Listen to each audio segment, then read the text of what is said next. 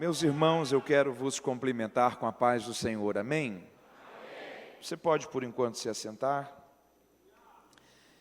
Que alegria poder estar com vocês esta manhã e poder servir a Assembleia de Deus em Perus, também ao Mademp, agradecer pelo convite, poder desfrutar desse tempo de comunhão e ser edificado em uma manhã tão especial como essa, de celebração da ceia do Senhor, juntamente na companhia de todos vocês.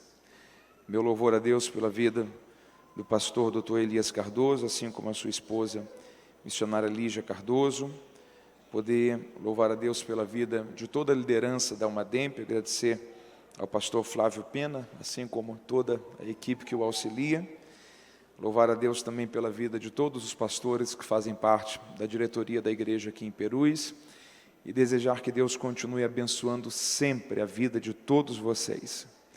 Que mais uma vez a Almademp desse ano possa ser um agente de uma revolução espiritual para a sua vida, de transformação, de edificação, que cada palavra, cada louvor, esse ambiente de Deus que está sendo vivenciado por todos vocês nesses dias, que possa verdadeiramente ser um instrumento que Deus está utilizando nesse fim de semana para abençoar muito você e toda a sua casa. Eu gostaria de, nesta manhã, deixar uma palavra ao seu coração. É uma programação que envolve tanto a celebração da ceia do Senhor, como também a continuidade da Almademp. E eu gostaria de ler com você um texto que é muito conhecido por todos nós, que está no livro do Apocalipse, capítulo de número 2. Livro do Apocalipse, capítulo 2. Enquanto você localiza o texto, já pode ir estando em pé. Com a permissão do pastor e doutor Elias Cardoso, eu gostaria só de informar a você, enquanto você localiza aí, no final do culto você tem 3 livros que vão estar à sua disposição lá na saída da igreja, próximo ali ao local onde fica a livraria da igreja, que vão te abençoar muito. Deus tem me dado a alegria de poder contribuir com a igreja também na área do ensino e, em especial, eu trouxe 3 dos últimos exemplares que eu tenho publicados.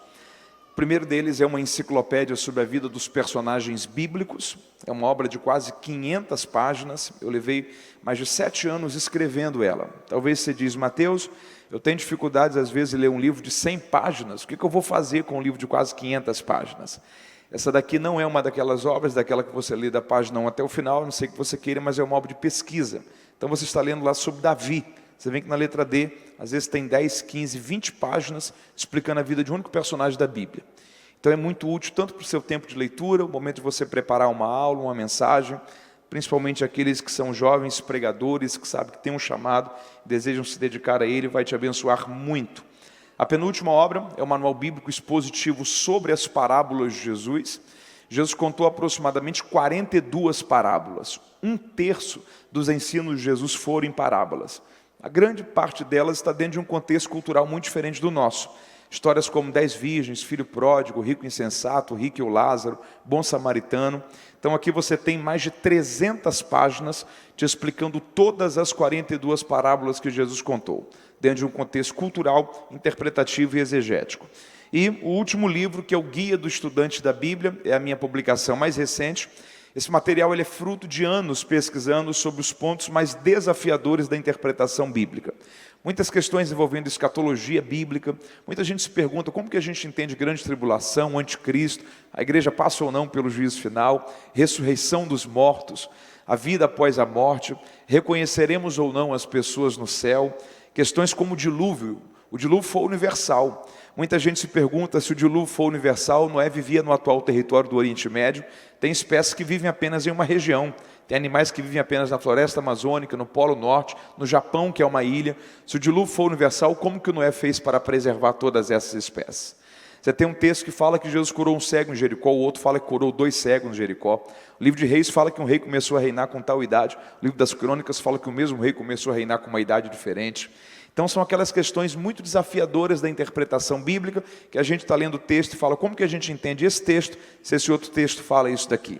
Então são centenas dessas questões. É um material que vai te abençoar muito no seu tempo de estudo e leitura. O final do culto vai estar à sua disposição. Nos 3 livros você tem aproximadamente 1000 páginas de comentários e explicações bíblicas. São mais de 12 anos de escrita, pesquisa e produção literária. Os valores deles, um é 50, 2, 80, os 3, 120. Você pode adquirir no cartão, passa lá sem juros no crédito, ou ainda por débito ou Pix. Passa lá, vai te abençoar e vai servir muito a você no seu tempo de estudo da Palavra de Deus. Apocalipse de número 2, se você encontrou comigo, diga amém. Amém. A partir do verso 1, a Palavra de Deus diz assim: ao anjo da igreja que está em Éfeso escreve: isto diz aquele que tem na mão direita as 7 estrelas e que anda no meio dos 7 castiçais de ouro. Eu conheço as tuas obras, o teu trabalho e a tua perseverança, e que não podes suportar os maus, e pusestes à prova os que se dizem ser apóstolos e não o são, e tu os achastes mentirosos. Tens paciência e sofrestes por causa do meu nome, e não desfalecestes. Tem, porém, contra ti que deixaste o teu primeiro amor. Lembra-te de onde caístes, arrepende-te e volte à prática das primeiras obras. Se não te arrependeres, brevemente virei a ti e removerei do seu lugar o teu castiçal, se não te arrependeres. Tens, porém, a teu favor que odeias as obras dos nicolaítas, as quais eu também odeio. Quem tem ouvidos, ouça o que o Espírito diz às igrejas. Ao que vencer, dar-lhe-ei a comer da árvore da vida, que está no meio do paraíso de Deus. E se você leu comigo, diga amém. Deus te abençoe, pode se assentar. Obrigado pelo seu momento também de leitura. Quem está com o seu coração continuado a voltar-se à palavra de Deus esta manhã, diga amém. O livro do Apocalipse, ele é um livro muito curioso.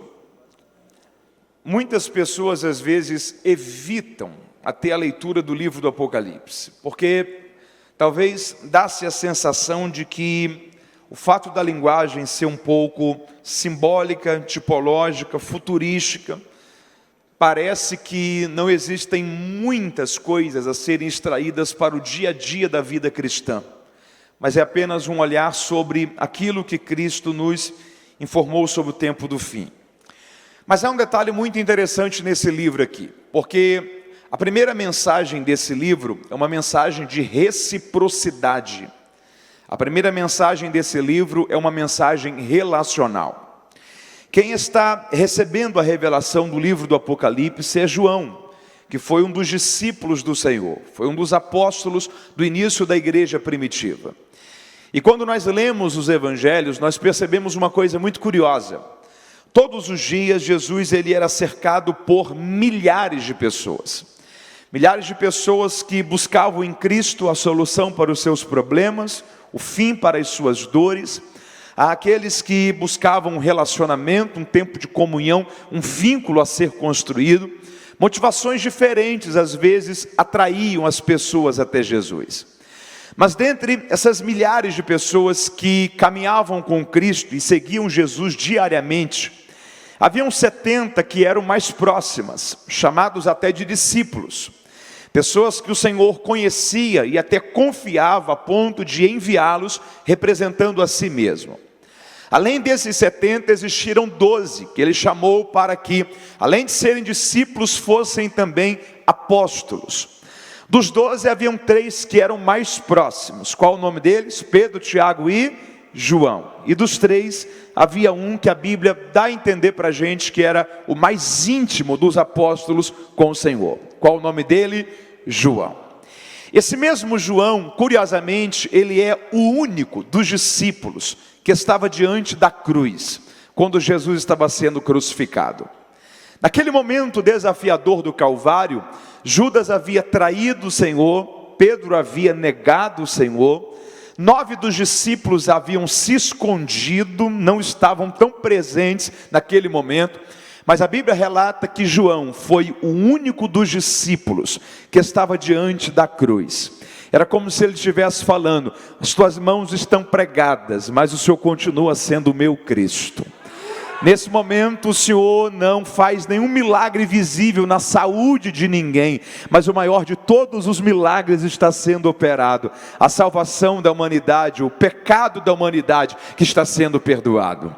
Aqueles que buscavam o Senhor apenas pelo favor momentâneo do fim de uma dor ou do milagre para uma necessidade não estão presentes aqui, mas eu quero dizer para o Senhor, através dessa atitude, que o Senhor continua sendo o meu Deus, o meu Senhor, o meu Cristo.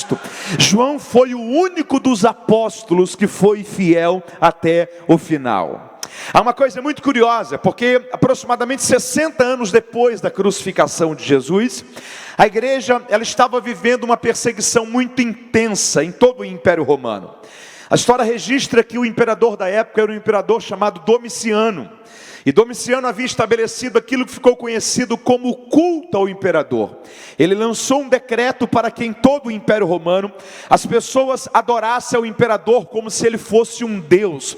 E a igreja se posicionou diante disso. A igreja disse: nós não vamos dividir a nossa adoração. Só existe um que é digno do nosso louvor, da nossa rendição, do nosso culto. E é Cristo em quem nós cremos, o nosso Senhor. Como uma espécie de retaliação, a igreja, Domiciano pegou João e lançou ele na ilha de Patmos para morrer. O que Domiciano estava dizendo era o seguinte: matando o último dos apóstolos, era como se a última coluna que na mente dele, na opinião dele, ainda sustentava a igreja, fosse tirada. Então era como se ele estivesse falando: vai acabar esse negócio de igreja, de evangelho, de cristianismo, isso não vai perdurar mais por muito tempo. Domiciano não sabia de uma coisa: é Cristo quem garante a sua igreja. Foi o Senhor que disse: esta é a minha igreja e as portas do inferno não irão prevalecer contra ela. Em todas as eras, em todos os tempos, sempre pessoas e organizações se levantaram contra a igreja. Essas pessoas passaram, a igreja permaneceu. As organizações passaram, a igreja permaneceu. O Império Romano passou, a igreja permaneceu. E todos quantos se levantarem contra a igreja também irão passar, e a igreja vai permanecer, porque é Cristo quem sustenta a sua igreja. Aí João, estando preso na ilha de Patmos, ele diz em Apocalipse 1, estava eu lançado na ilha de Patmos para morrer, e de repente eu vi por trás de mim um grande resplendor. Quando eu virei-me para ver quem falava comigo, eu vi 7 castiçais de ouro. No meio dos 7 castiçais de ouro, eu vi um semelhante ao Filho do Homem. Ele estendeu sobre mim a sua mão, a sua destra. Ele disse: João, não temas, eu sou o primeiro e o último, o alfa e o ômega. Eu estive morto, mas hoje eu estou vivo, e eu tenho as chaves da morte e do inferno. E eu vim para te dizer: não temas, João, porque eu vou te revelar coisas extraordinárias que ao homem não é comum saber. Cristo havia ido até Patmos. Sabe o que é curioso aqui? Humanamente falando, na hora que Jesus mais precisou de um amigo, quem é que foi até o Calvário? João. Agora que João mais precisa de um amigo, quem é que está indo até Patmos? Jesus. Jesus está dizendo: eu não abandono os meus amigos. Deixa eu dizer uma coisa a você nesta manhã: nas horas mais desafiadoras da sua vida, talvez pessoas que você contava podem se ausentar, Cristo nunca te abandonará. Cristo nunca te abandonará. Jesus é o amigo que não falha. Quem pode celebrar a sua gratidão a Ele nessa manhã? A primeira mensagem desse livro é uma mensagem relacional. Jesus está indo visitar um amigo. Quando todas as portas da terra se fecharam, Apocalipse 4 diz: e abriu-se uma porta no céu. E o Senhor disse: suba para cá, João, eu tenho coisas especiais a revelar a você aqui.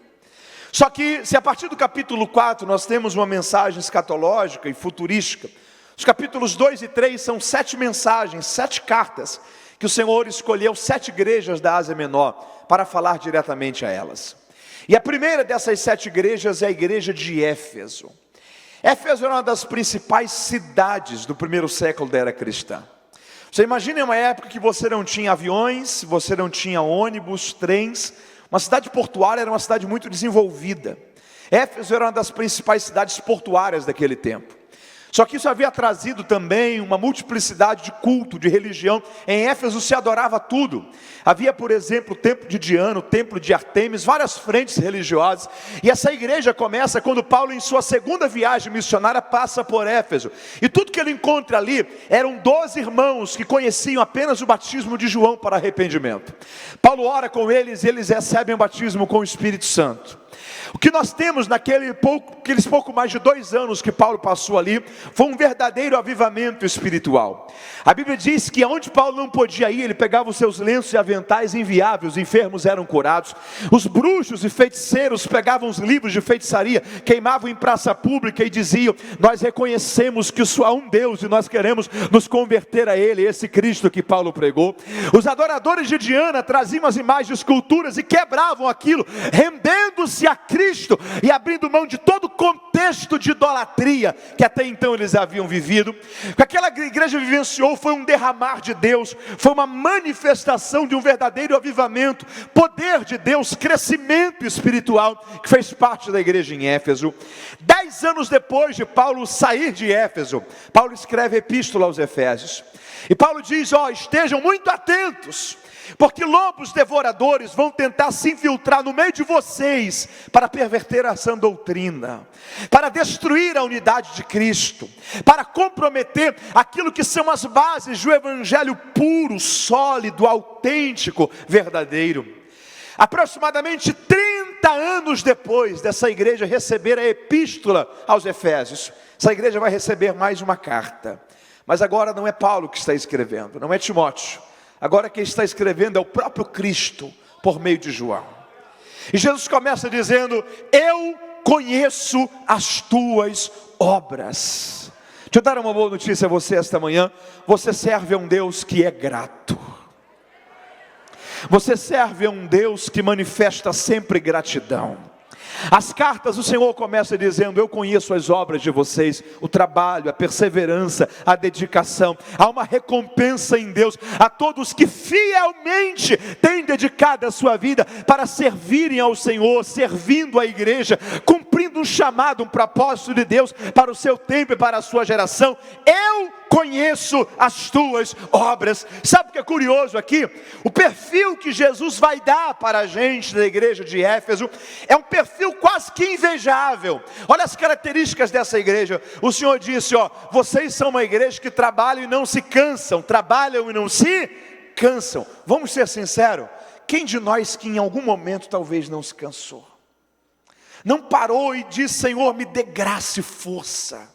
É uma realidade espiritual que todos nós estamos sujeitos a enfrentar. Olha a resiliência espiritual da igreja em Éfeso, a ponto de trabalhar, mas não se cansar. Uma igreja que tinha discernimento espiritual. Jesus disse: passaram no meio de vocês aqueles que se diziam ser apóstolos e não são, e vocês provaram que eles eram mentirosos. Só porque é que Jesus está dizendo aqui? Isso aqui é aproximadamente 60 anos depois do começo da igreja de Jerusalém. Tinham pessoas que estavam passando pelas igrejas dizendo que havia sido um dos 12. Gente que chegava e dizia o seguinte: eu fui um dos 12 apóstolos. É porque a gente ouve falar muito de Pedro, Tiago e João. Quem era o nome dos 12? Talvez alguém dizia: tinha o Mateus, não tinha? Eu acho que também tinha um Filipe, eu acho que tinha um André. Mas qual o nome dos 12? Pessoas diziam: os 12 eu não lembro não. E a pessoa dizia: eu fui um dos 12. Gente que queria ter conforto, privilégio, status e benefícios por meio da mentira e do engano. Isso parece com o nosso tempo? Passaram por Éfeso, e Jesus está dizendo: vocês são uma igreja que tem discernimento espiritual. Vocês colocaram à prova quem se dizia ser apóstolos e não era, e provaram que eles eram mentirosos. Vocês trabalham e não se cansam, sofrem perseguição, mas não desfalecem. O perfil espiritual da igreja em Éfeso é um perfil extraordinário. Só que depois de tantas qualidades e características, Jesus chega no verso 4 e ele diz: só que eu tenho uma coisa contra vocês. Vocês deixaram o primeiro amor. Espera aí, Éfeso? Se fosse Sardes tinha nome de que vivia, mas estava morta. Se fosse Laodiceia espiritualmente era miserável, pobre, cega e nu. Agora Éfeso, com todas essas características, ter deixado o primeiro amor. Sabe o que Jesus está dizendo aqui para Éfeso? Jesus estava dizendo: Éfeso, cuidado. vocês se acostumaram a ser bons crentes, mas vocês não me amam mais. Vocês aprenderam sobre o que um crente faz ou não, como um crente se comporta ou não, o que um crente comunica ou não, os dias de culto, os hábitos, as ordenanças. O que o Senhor está dizendo é o seguinte: Éfeso, vocês conseguiram cumprir tudo aquilo que é o exercício de uma boa performance religiosa. Discernimento, não desfalecer diante da perseguição, saber quem é e quem não é. Só que uma coisa eu tenho contra vocês: vocês deixaram. Deixa eu fazer uma pergunta aqui. Você já ouviu alguém dizer que essa igreja que tinha perdido o primeiro amor? Eu ouvi muitas vezes. O texto não diz perdeu, o texto diz deixou. Mateus, qual é a diferença? Perder é acidental, deixar é intencional. Deixar é negligência voluntária, é abandono consentido. O que Jesus estava dizendo para Éfeso era o seguinte: não é que vocês perderam de uma hora para outra, vocês foram simplesmente abandonando. Vocês perceberam que a comunhão não estava do mesmo jeito, que a pureza não estava da mesma forma, que vocês não temiam como vocês temiam um dia, que vocês não tinham o mesmo tempo de comunhão, de entrega, que vocês não sentiam mais o mesmo amor. Só que em vez de vocês reagirem, reerguerem, levantarem um altar, tirarem a cinza, vocês foram se acomodando, e quando vocês perceberam, vocês já tinham abandonado o primeiro amor por inteiro. O nome disso daqui é homeostase. Você pode repetir comigo? Diga homeostase. Homeostase é um termo técnico. Deixa eu te dar um exemplo de homeostase. Você lembra aquela história que se você pega um sapo e coloca numa chaleira de água fervendo, o sapo faz o quê? Pula. Mas se você coloca ele na mesma chaleira com a mesma água, mas a água fria, ele se acomoda. Se você liga o fogo, a água esquenta e ele morre queimado por causa da mudança gradual de temperatura. O nome técnico disso é homeostase. Isso acontece na vida cristã. Isso aconteceu com Laodiceia. Você lembra que Jesus disse para Laodiceia? Jesus disse: Laodiceia, vocês não são frios nem quentes, mas mornos. Quem aqui já fez água morna para dar de mamar à criança? Faz assim. O morno não é o frio ficando quente. O morno é o quente ficando frio. O morno não é quem estava frio está aquecendo. O morno é quem era fervoroso, mas está apostatando. O morno é homeostase. O morno é abandono de primeiro amor. Porque sabe qual é o problema? Se a gente dormisse cheio do Espírito Santo e acordasse querendo desviar, a gente pulava. O problema é quando a gente vai desviando aos poucos. É quando a gente vai relativizando santidade aos poucos. É quando a gente vai perdendo o temor aos poucos. É quando a mudança não é da noite para o dia, mas é gradual. O problema não é quando se perde, mas é quando se abandona e não vai se percebendo essa mudança. João capítulo 10, versículo 10, Jesus fala uma coisa curiosa. Ele diz assim: o ladrão não vem senão para matar, roubar e destruir. Você sabe muito bem que o ladrão ali não é o diabo, mas é uma figura dos falsos líderes, dentro do que Jesus estava dizendo. O problema é só um, os três verbos: matar, roubar e destruir. Matar, roubar e... Na nossa versão portuguesa, João Ferreira de Almeida, usa-se o verbo roubar. Curiosamente, na versão espanhola, Reina Valera, usa-se o verbo furtar. E o termo grego ali é clepto, com K, clepto. E clepto no grego também é furtar. Mateus, qual é a diferença de roubar para furtar? Roubar é tomar à força, furtar é tomar sem que se perceba. O que Jesus estava dizendo ali era sobre gente que está perdendo, mas não está percebendo. É gente que está abandonando, mas não está percebendo. É gente que não para fazer essa autoanálise. É uma manhã de ceia. Paulo, quando fala sobre a ceia, ele nos convida a ter 4 olhares. Um olhar para trás em memória de mim. Um olhar para frente até que eu venha. Um olhar para o lado, faça isso esperando uns pelos outros. Na ideia de considere quem está perto de você. Não só para o momento da ceia, mas para a unidade do corpo de Cristo. Mas também um olhar para dentro. Examine-se, pois, o homem. Examine-se ali é dokimazo no grego. Dokimazo era o termo que era utilizado pelo fabricante de metais. Quando ele ia fazer uma joia, ou quando ele ia averiguar uma joia. A análise da joia no grego era dokimazo. Era ver se uma joia era autêntica ou não, se era bijuteria ou se era uma joia verdadeira. Paulo está dizendo: examine-se, pois, o homem. Ele usa dokimazo no grego. O que ele está dizendo é o seguinte: verifique se você está sendo de verdade ou se está sendo uma farsa. se você não está abandonando aos poucos, se o primeiro amor não está sendo deixado, se a gente não tiver cuidado, a gente aprende a fazer o que um crente faz, mas não ama mais Jesus. A gente aprende a preparar sermões, a estar no culto da ceia, a entregar o dízimo, a ir no conjunto, a preparar para o congresso, a fazer tudo aquilo que é uma performance religiosa. Éfeso não tinha abandonado isso, mas Jesus está dizendo, vocês continuam a fazer tudo o que um cristão faz. O único problema é que vocês não me amam mais. Senhor, tem como recuperar isso? Tem. Passa por 3 etapas. Quantas etapas? 3. Primeiro, lembra-te de onde caíste. Você pode repetir comigo? Diga, lembra-te de onde. O texto não diz lembra-te onde. O texto diz lembra-te de. O de ali muda tudo. Lembrar onde caiu é sobre um lugar. Lembrar de onde caiu é sobre a altura. Lembrar onde caiu é olhar para trás. Lembrar de onde caiu é olhar para cima. Jesus não está falando aqui sobre um lugar. Ele está falando sobre uma dimensão. O que Jesus está dizendo é o seguinte, Éfeso, lembre-se da dimensão que vocês já estiveram, da dimensão que vocês estão hoje, da comunhão que vocês já vivenciaram, da comunhão que vocês ainda vivenciam hoje, da pureza que vocês experimentaram, da pureza que vocês ainda têm hoje. Lembre-se quem vocês foram um dia e quem vocês ainda são hoje. É um olhar para cima, é sobre dimensão. Lembra-te de onde caístes. Segundo lugar, arrependam-se. Você pode repetir isso comigo? Diga arrependimento. Sabe qual é um dos grandes problemas do nosso tempo? Nós temos 2 coisas que se parecem muito, mas não são a mesma coisa: arrependimento e remorso.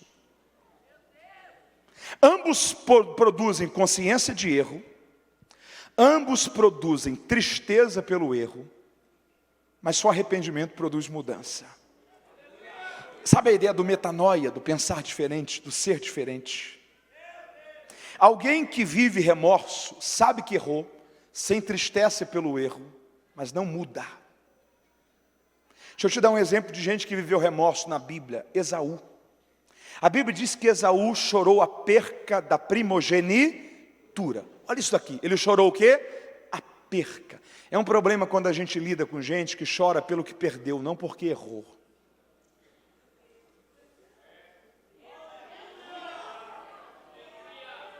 O escritor aos Hebreus diz que Esaú buscou o lugar de arrependimento, buscou o lugar de... ainda que com lágrimas o buscasse, não encontrou. Porque o tempo é um lugar. Quando ele transfere a bênção para Jacó, ele busca lugar de arrependimento. Só que você não tem como voltar no tempo, não tem como voltar no momento da decisão para consertar. A questão é, se você só tem uma oportunidade de viver, e se você pode viver da forma certa, por que desperdiçar essa forma certa de ser vivida? Se você não pode voltar no tempo para corrigir, por que decidir errado, caminhar errado e viver errado agora? Ainda que com lágrimas chorasse, só que lágrimas de arrependimento, lágrimas de remorso não fazem o tempo voltar. De arrependimento sim. Você lembra de Ezequias? Isaías entrou dentro da câmara real e disse assim, põe tua casa em ordem, você vai morrer e não vai viver. Ele virou-se para a parede e disse assim, Deus, eu não vou pedir ao Senhor cura, eu não vou pedir ao Senhor tempo de vida, eu só vou pedir ao Senhor uma coisa, lembra-te de que eu tenho sido fiel ao Senhor durante todos esses anos. Ezequias tinha sido rei já por 14 anos, andando diante dos caminhos do Senhor. Deus olha para Isaías e diz assim, Isaías, volte lá. Ezequias tinha sido fiel por 14 anos. Eu tenho a impressão que é como se Deus estivesse dizendo, Isaías, diga a ele que eu vou colocar mais um ano por minha conta. Ele foi 14 anos fiel a mim, eu não fico devendo nada para ninguém. Diga a ele que eu vou lhe acrescentar mais 15 anos de vida, porque onde há lágrimas de arrependimento, existe oportunidade para recomeçar. Arrependimento é mudança. Quando você olha para a Bíblia, você vê mudança em quem se arrependeu. Olhe para Davi, quando ele adulterou com Betseba, ele escreveu o Salmo 51, e ele disse, Deus, eu pequei, se o Senhor quiser tirar o trono, a coroa, o status real, o Senhor pode tirar, eu só peço uma coisa, não retires de mim o teu Espírito Santo, eu quero perder tudo menos a tua presença. Aí ele diz, cria em mim, ó Deus, um coração puro. Há mais de um verbo para criar no hebraico, ele usa barar, que é o verbo que é usado no Gênesis para dizer, no princípio criou Deus os céus e a terra. Criar no hebraico é criar do nada, do inexistente, do que não existe. O que ele está dizendo é o seguinte: Senhor, se eu for procurar pureza aqui dentro, o Senhor não vai encontrar mais, o pecado destruiu tudo. Mas de um coração que não tem mais pureza, cria pureza de novo segundo o Senhor. Renova em mim a alegria da salvação, não retires de mim o teu Espírito Santo. Qual é a prova que ali não é remorso, mas é arrependimento? É a vida dele. Ele pode ter errado em tantas outras áreas, na mesma nunca mais. Quem se arrepende muda de vida. Olhe para Pedro, Pedro negou o Senhor, mas qual é a prova que aquelas lágrimas foram de arrependimento? É a vida de Pedro. A tradição diz que no final da vida dele, ele está diante da força do império, e o império diz: Pedro, ou você nega Jesus, ou nós vamos matar você. Ele disse: pode matar, negar eu não nego de novo, eu me arrependi. Eu estou dizendo em nome de Jesus a você nesta manhã, Deus vai gerar em nós frutos de arrependimento, para que haja mudança em nossa vida, e Deus seja glorificado através disso. Você pode louvar ao Senhor por isso?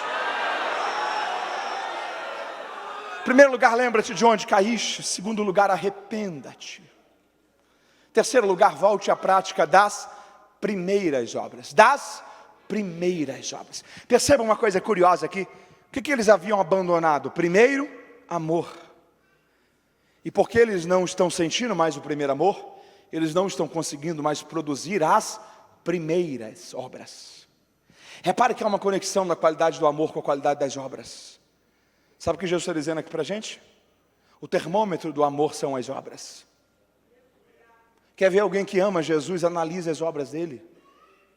Quer ver alguém que não ama Jesus? Analise as obras dele. Porque o termômetro do amor são as obras. Só que há uma coisa curiosa aqui. Jesus está invertendo um ponto que a gente considera como natural. Porque uma das leis da vida é sinto e faço. Sinto e faço. Ontem à noite você teve sono depois do culto quando chegou em casa. Você fez o quê? Dormiu. Hoje pela manhã você estava vindo para a igreja, talvez você sentiu um pouco de frio, colocou um casaco. Você fez o quê? Pegou o casaco. Porque é uma das leis da vida. Sinto e faço. Daqui a pouco você vai sentir fome. Você vai fazer o quê? Almoçar, comer.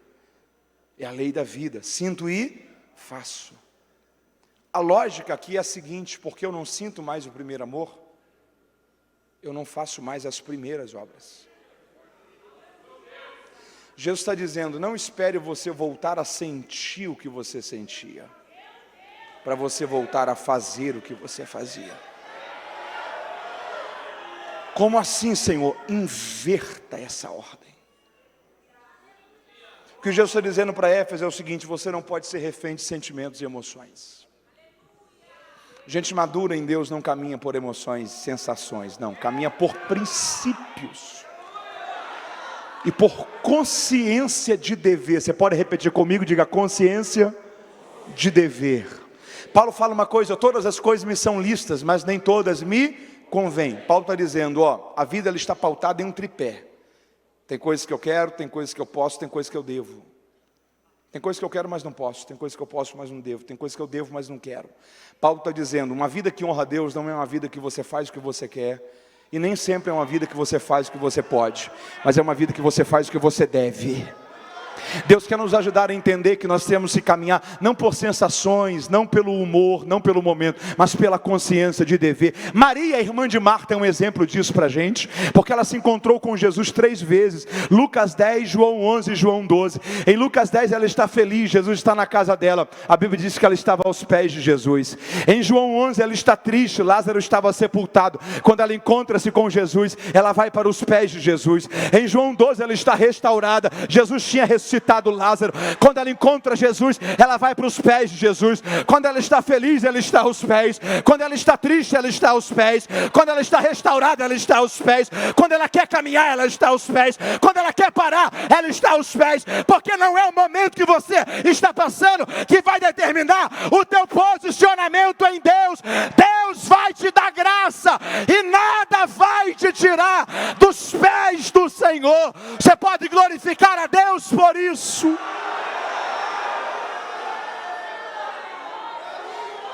não tem a ver com o que eu sinto, tem a ver com o que eu devo. Você pode bater no seu peito e diga: não tem a ver com o que eu sinto, tem a ver com o que eu devo. Estou encerrando essa palavra aqui para orarmos, mas deixa eu te lembrar uma coisa. Você lembra quando Deus chamou Josué? Deus disse assim: Josué, esforça-te, tenha bom ânimo. Esforça-te, tenha. O que vem primeiro? Bom ânimo? Esforça-te. Guarde isso com você. Prerrogativa para começo não é bom ânimo, é esforço. Qual que é a engrenagem disso daqui? Se você se esforçar, Deus vai te ajudar a vivenciar resultados que você não está vivendo. A manifestação desses resultados proporcionarão em você capacidade de ter bom ânimo, para que você se esforce ainda mais, para que produza ainda melhor. Sabe qual é o problema? É quando a gente encontra gente que diz: ah, como eu queria ter participado do congresso desse ano, pena que me faltou ânimo. Ah, como eu queria ter trabalhado mais, pastor, ter assumido um departamento, uma missão, uma congregação, servido melhor, pena que me faltou disposição. Ah, como eu queria ter me envolvido mais na atividade que foi proposta, pena que eu não tive tanta empolgação. O Senhor está dizendo: não deixe aquilo que você sente determinar o que você faz. Se você quer voltar a um ambiente espiritual saudável, o Senhor está dizendo: lembra-te de onde caístes, arrepende-te, mas independente de estar sentindo ou não o primeiro amor, volte à prática das primeiras obras, volte à prática das primeiras obras, volte à prática das primeiras obras. Eu estou dizendo a você, em nome de Jesus, Deus vai nos dar graça, para que possamos continuar a fazer, e essa atitude vai nos reconectar com a essência do primeiro amor em sua plenitude. Senhor, se não fizermos isso, o que vai acontecer? Se vocês não fizerem isso, o castiçal será tirado. Você lembra o que era o castiçal? Era a peça de iluminação do tabernáculo no Antigo Testamento.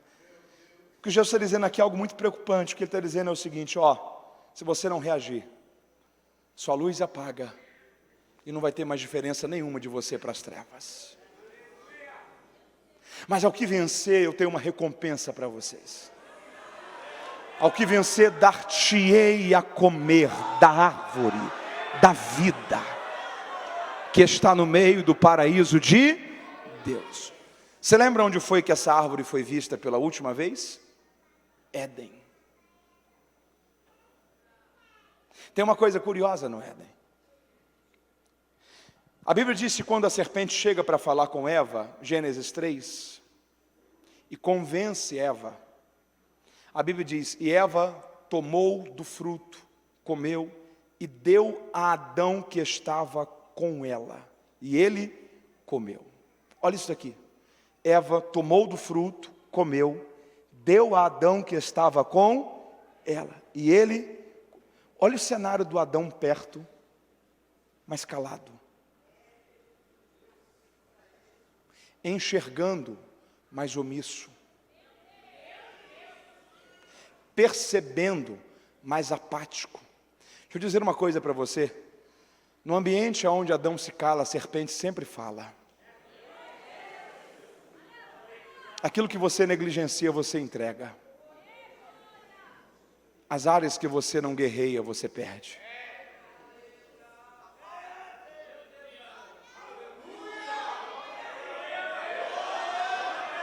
Adão está calado, mas não confronta. Adão está calado, mas não olha. Não foi isso que Deus disse. Se você chegasse para Adão e se você perguntasse para ele: você pode comer desse fruto? Ele ia falar: Deus falou que não. Deus falou que ia acontecer o que? Ele ia falar assim: Deus falou que o dia que eu comesse, certamente eu morreria. Se você perguntasse para Adão: o que é morrer? Sabe o que ele ia falar? Não sei. Não é que não tinha morrido ninguém, não tinha morrido nada. A estratégia do diabo é a mesma. Ele tenta fazer eu e você, pelo fato de não sabermos o peso da consequência, pensar que talvez ela não deve ser tão dura assim. O homem peca, é tirado do Éden, não por causa do Éden apenas, por causa da árvore da vida. Porque o homem agora pecou, e se ele come do fruto da árvore da vida, é o fruto da imortalidade. A pior de todas as misturas iria acontecer. Porque pecou, ele iria juntar-se à imortalidade. E iria viver para sempre na prática do pecado. Mas encerrando essa palavra para concluirmos orando, passam-se os anos, as décadas, séculos, e o Senhor volta a mencionar a árvore da vida. O Senhor está dizendo, ó, tem uma recompensa para quem vencer. Mas como assim, Senhor? Ao que vencer, dar-te-ei a comer da árvore da vida. Mas está onde? Está guardado no paraíso de Deus. Qual de nós que nunca parou e se perguntou como será que era o Éden? O Senhor está dizendo, eu tenho um lugar para você melhor do que o Éden, o céu. O céu é melhor do que o Éden. O céu é melhor do que o Éden. Lá a serpente não entrará. Lá não existirá possibilidade de pecado. E assim como Ele é, para sempre, nós o veremos. Há uma recompensa para a igreja. O céu é melhor do que o Éden. Quem pode glorificar a Deus por essa palavra nessa manhã?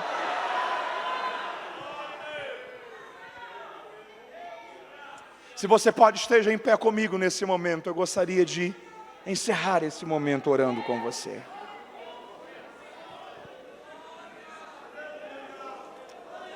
Aleluia. Deus quer nos ajudar a fazer dessa manhã uma boa manhã para repensarmos a nossa trajetória com Deus. Uma boa manhã para nos esforçarmos mais, para servirmos melhor. Para dizermos, Senhor, não deixe o primeiro amor ser abandonado no meu coração. Mas me ajude, Senhor, a viver o plano e o propósito do Senhor para a minha vida.